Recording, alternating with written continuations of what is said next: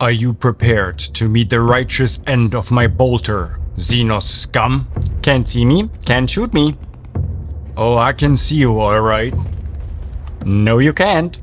Yes, I can. What are you talking about? You're right there. I can literally just... What's happening? What? Hey, hold on. What is happening? Where did he go? Where did he... Peekaboo, bitch.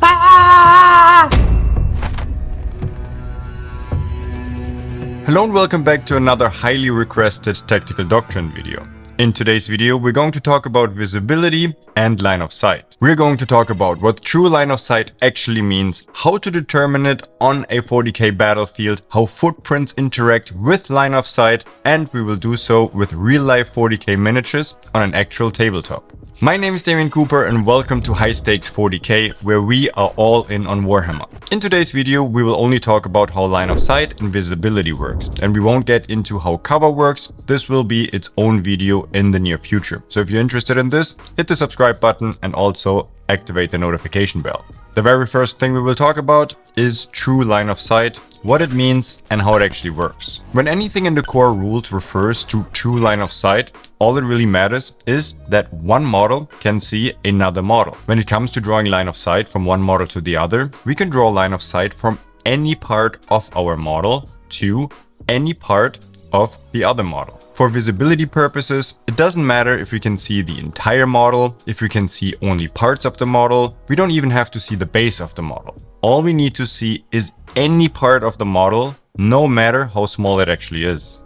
Furthermore, we don't have to draw line of sight from the base of our own model or any specific part. We can draw it from any part, from the base, the legs, the weapons, the head, or the wings. When we want to draw a line of sight from our unit to an opponent's unit, we also don't have to see all the models with all of our unit, and we don't have to see all the opponent's models either. All we need to do is draw a line of sight from one of our models in our unit to one of the models in our opponent's unit. It will have an effect on cover, but again, this is a separate video, but when it comes to just line of sight and visibility, it makes no difference. There is, however, one exception to the rule, and this has to do with overhang. In our example, we have a monster on a base. In this case, it's Mortarion. And Mortarion's huge wings will overhang the edge of our battlefield, which is allowed as per the core rules. Now here, we can't draw a line of sight from any part of our model, Mortarion's wings, that are overhanging the battlefield. And we're only allowed to draw a line of sight from any part that is on the battlefield. However, the same is not true for drawing line of sight to Mortarion's wings, because our opponent can draw a line of sight to any part of our model, even the ones that are overhanging the battlefield. Furthermore, when we're drawing line of sight from our own models to an opponent's model, the models in our own unit do not count for line of sight blocking. So we handle them as if they weren't there. This only counts for model in our own unit and not for any other friendly models that are in between our models and the opponents. But in reality, it never really matters. Even if we have a large vehicle between our unit and the opponents, chances are we can still see them through any kind of hole, nook, or even under the tires on the bottom. So usually own models don't really block line of sight. Okay, now that we know what true line of sight actually means, let's talk about how to determine it. There are three common ways of determining line of sight. Number one is with a laser pointer. Here we can take our laser pointer and try to draw a line of sight from any part of our model to the opponent's model. And if the laser meets without hitting anything that is line of sight obscuring, which we will talk about later in the video, then we will have line of sight. Sometimes when there are things in the way that are line of sight obscuring, especially when there is a height difference, then a laser pointer isn't the perfect choice. Here, if you want to determine if our model is high enough so that it can draw line of sight into something that is in a rune, for example, a good way is just to use your measuring tape. If we can draw a straight line with the measuring tape from our model to the opponent's model, then we will have line of sight. Just make sure that you turn your measuring tape sideways, because this way it's harder to bend. Because if you just use it as a flat surface and then bend it to your will, then it kind of loses the whole purpose. And the third method of determining line of sight, and this is sometimes the easiest, is just use your eyes. Here you can just go very close to your model and just look over its shoulder and try to see if you can actually see the opponent's models. This I find is often the easiest method. And here's a bonus tip. If you're at a tournament and you have a really close decision and you can't really agree with your opponent if you can actually draw line of sight from your model to the opponents, then just call the judge. This is what judges are there for, and they're happy to help, and they'd rather make the decision for you than just sit around for 10 hours and do nothing. Next up, let's talk about terrain. And the 3 terrain features we will be covering in this video are footprints, runes, as well as containers. There are of course many more forms of terrain like woods and craters and barricades and whatnot, but usually in a competitive setting you only see runes as well as footprints and sometimes containers. So this is the only thing that we will cover. First, let's talk about footprints. Every rune comes with a predetermined footprint, meaning this is the size of the rune on the battlefield. This in most cases is a rectangular piece on the battlefield, but sometimes it's also a square. In most cases, those footprints are displayed by either having a neoprene cutout, a 3D printed cutout, or sometimes also a plexiglass cutout. Those footprints are very important when it comes to determining line of sight. These terrain footprints, no matter if there is an actual ruin or a container or any other physical terrain piece on it, are always line of sight obscuring, meaning they block your line of sight and you can't see through them. In our example, we have a unit of Space Marines standing right in front a unit of Orcs, but neither of them can see each other because there is a footprint in between them. For this purpose, imagine this footprint would be a 3-dimensional block that is infinite high that you just can't see through. We can, however, see inside the footprint. So let's talk about how this works. Before we talk about this in detail, we need to distinguish between 2 terms. One is within and the other one is wholly within. For a model to be within a terrain feature, in this case our footprint, our model only needs to ever so slightly touch it. Or if it is a vehicle where every part of the model counts as its hull, it also counts as being within the terrain feature if any part of the model overhangs the terrain feature. So here when we have a vehicle overhanging the terrain feature, even though we're physically not touching the terrain feature, we're still considered to be within the terrain feature. Notice that when it comes to an overhang, a monster that has a base doesn't count as being within a terrain feature, even if parts of it overhang the terrain feature. So here in our example, we take Mortarion again. Mortarion has a base and is a monster. And even though his huge wings are overhanging our footprint and are technically within the terrain feature, it doesn't count. Because monsters with a base only count as being within a terrain feature if the base touches the terrain feature. So here, as long as Mortarion's base stays behind the terrain feature, the Space Marines on the other side can't see him. So now once any of our models touch the terrain feature and they are therefore considered to be within the terrain feature, true line of sight applies again. Note that this is for model-to-model base only. So if we have a unit of 5 models and only one is touching the terrain feature, only this one model is considered to be within the terrain feature and not the entire unit. So here other models can draw line of sight to that model that is within the terrain feature. But if the other models are still behind the footprint, they can't see them, because for them, the terrain feature is still line of sight blocking. Here it's important to note that it doesn't work both ways. A model that is within a terrain feature can be seen, but it can't see outside of it. In order for you to be able to see outside of a terrain feature, your model needs to be wholly within it. Meaning if your model has a base and is not a vehicle, the base of your model needs to be wholly within the terrain features to be able to draw line of sight from inside to the outside. If you are a vehicle model, even if you have a base, the entirety of your model needs to be wholly within the terrain feature in order to be able to see outside of it. Also important to note that this again is model to model and it doesn't apply for your entire unit. So if 2 models of your unit are wholly within the terrain feature and the rest is either within the terrain feature or not in the terrain feature at all, then only the models can draw line of sight that are wholly within the terrain feature. There is an exception to this with the towering rule, but I will talk about this later in the video. Now let's look at some examples to understand this better. In our example, we have a Death Guard Predator, a unit of Flesh Kits, a unit of Storm Boys, and a Big Mech. The Predator cannot see the Flesh Kits, and the Flesh Kits can't see the Predator either, because neither is touching the terrain feature. The Predator can also see the Big Mech because the Big Mech is within the terrain feature. But the Big Mech cannot see the Predator because he's only within and not wholly within. And since the Predator isn't touching the terrain feature, the Big Mech can't see it. In our second example, the Predator can still see the Storm Boys because the Storm Boys are still wholly within the terrain feature. The Storm Boys can also still see the Predator because they are wholly within and the Predator is also within the terrain feature. The Predator still can see the Flesh Kits because the Predator is not wholly within the terrain feature. But the Flesh Kits now can see the Predator because the Predator is touching the terrain feature, therefore is considered within, and now the Flesh Kits can draw line of sight to the Predator. The Predator can also still see the Big Mech because the Big Mech is touching the terrain feature. But now the Big Mech can also see the Predator because even though the Big Mech is not wholly within the terrain feature, the Predator is considered within the terrain feature and therefore can be seen.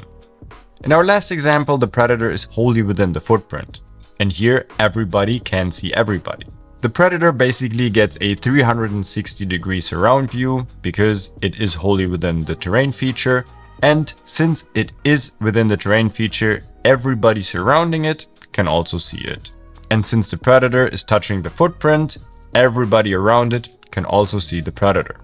It feels a little complicated in the beginning, but once you get the hang of it, it's actually pretty easy. Trust me. Before we move on to runes and how they affect line of sight, let's actually talk about one more important thing when it comes to footprints. A lot of the times we see two footprints next to each other.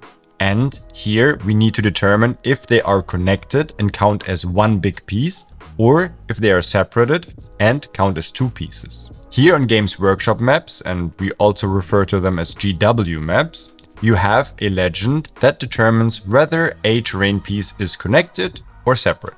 If you have an eye symbol next to your terrain feature, it means that it counts as one big terrain feature. If our model touches anywhere on this big terrain feature, then it becomes true line of sight and our model can be seen from anywhere because true line of sight applies. If you see a crossed out eye symbol next to your terrain feature, then it means that both of these terrain features are not connected and are considered to be separate. So this means even if our model touches one part of the terrain feature, the other part of the terrain feature is still line of sight obscuring. Alright, so now that we covered almost everything there is to know about footprints, and again there is still one special rule about towering that I will talk about later, now we can move on to runes. Runes are the most common terrain feature when it comes to competitive match play. There are special visibility rules that come with each rune, and each tournament organizer has slightly different rules for them. Here we usually distinguish between the three bigs, the WTC, GW, and UKTC. And they all have their own tournament packs and also slightly different rules for their runes and terrain features. Let's talk about WTC runes first. WTC only has two types of runes. Both are L-shaped. The only difference is that one is higher than the other. The big WTC rune is to be considered infinite high. So even if you have a model that is taller than the rune, you can still not see over it. The tall WTC rune also doesn't have windows. Even if there are physical windows inside the rune, then you still can't see through it. And the entire rune is meant to be true line of sight blocking. The small WTC runes are a little different, because the bottom floor is usually line of sight blocking, even if there are physical windows in it, but the first floor is not. So if you have windows on the first floor of your runes, you can actually see through them. So if you have a model standing in the first floor and there is a window, then the model that is in the first floor can see outside of it through the window and can also be seen through the window standing there. Games Workshop runes usually don't have any windows, and there's usually only one top floor. There are some runes where you can place a model on top of it and then shoot from the top down to somewhere else. But the wonky thing about GW is that they don't have their own runes, so it's not really defined and every tournament organizer has their own terrain features. And lastly, we have UKTC terrain, and they have a mixture of both. They have some ruins that have windows, most of them don't. So just go to the tournament pack of the tournament and then you will see a description and definition of each rune. Okay, so how do runes interact with line of sight? Just as our footprints in the beginning, our runes are also line of sight obscuring. But there is a slight difference. When it comes to our footprints, they are line of sight obscuring, but they're only theoretically line of sight obscuring. Because if we have a model standing on each side of our footprint, they could technically see each other, but theoretically they can't. When it comes to runes, it's different, because here we have actual true line of sight obscuring, meaning that if our model is standing behind a wall of a rune and you can't physically see it, then you can't see it. But if you could actually see it, because something is protruding, something is sticking out, you might have a banner that is higher than the rune, then you can actually see the model and draw true line of sight to it. In our example, we have a Death Guard drone that is within a terrain feature. So the footprint isn't line of sight obscuring anymore. But we are standing behind a tall WTC rune, so our opponent still can't see us. Because in order for them to draw true line of sight onto our drone, they need to be able to physically see it. And since the rune is in the way, they can't. So even though we are within the terrain feature, the rune is still blocking line of sight. Now, if this was a small rune and our model is taller than the rune, then it can be physically seen, because we are within the terrain feature. Therefore, the terrain feature itself is not line of sight blocking anymore. And since the rune is smaller than our model, it isn't blocking line of sight either. The same is true for smaller models. Let's say we have a unit of Space Marines sitting behind a rune. Again, the footprint isn't line of sight obscuring anymore because we are within the terrain feature, but the rune is. But if our opponent has a model that is high enough so they can actually look down upon our Space Marines and can physically see the Space Marines, then they can draw line of sight. So here you can see the big difference between how a rune is blocking true line of sight and a footprint is theoretically blocking line of sight. And lastly, there are containers, and they're mostly seen on WTC terrain formats. Containers are also line of sight blocking, but they aren't infinite height. So if you can physically see over the rune or around the rune, then you will be able to see your opponent. With the one exception that if our container is connected to a terrain piece and there is a crossed out eye symbol next to it, that only means that you can see through the gap of the container and the terrain piece, even though you physically might be able to. Speaking of exceptions, I promised you that we will still talk about the towering rule, so let's do it now. Some large models in the game have the towering rule, and that refers to how they draw line of sight, because they have an exception to the rules that we just learned. We just learned that you can't draw line of sight through a footprint unless you are wholly within it. If your model has the towering rule, they only need to be within the rune to be able to draw true line of sight through it. In our example, we have a big Knight Despoiler, and the Knight Despoiler has the towering keyword. So now it only needs to barely touch an edge of the footprint to be able to draw true line of sight through it. So here we just have to slightly touch the terrain feature and then we can basically see through it just as if it wouldn't exist. But here it's important to note that this only applies to the footprint and not the runes. They are still true line of sight blocking. So here, just because we slightly touch the terrain feature doesn't mean that we can pull a Superman and X-Way see through all the runes. You still have to physically see your opponent's model. And here there is a bit of a different opinion on how this works, and there isn't an official FAQ from GW yet. Because some people say that only the parts of the model that actually touch the terrain piece can then draw line of sight from it to any part of an opponent's model, whereas the other faction says that as soon as you touch the terrain feature, you can draw line of sight through the terrain piece from any part of your model. Which is only a slight difference, and in a lot of cases it doesn't make any difference. I just wanted to mention it. Alright, let's wrap up the video. What have we learned? The only thing that is important to know is if true line of sight applies or not. True line of sight applies when our opponent's model is within a terrain feature. then true line of sight applies, and if we can physically see the opponent's model, then we can also draw a line of sight to it. For ourselves, true line of sight only applies if we are wholly within the terrain feature to then be able to ignore the footprint. And then true line of sight applies, but we still need to be able to physically see our opponent. So once you understand when true line of sight applies for your model or the opponent's model, it's super easy. Can you actually see it? Then you can draw a line of sight and the opponent is visible. And that's all you need to know. There you have it. I hope this video cleared up all the questions you had about how line of sight and visibility works in Warhammer 40K. And if it didn't, then leave your questions down in the comments below and I'd try to answer it as well. As always, at the end of my videos, I like to extend a warm thank you to all of my Patreon and YouTube members, which make it possible for me to create this high quality content in the future. And if you like this video, then please give it a thumbs up because it really helps the channel grow. Subscribe for more tips, tricks and tactics here on High Stakes 40K, where we are all in on Warhammer.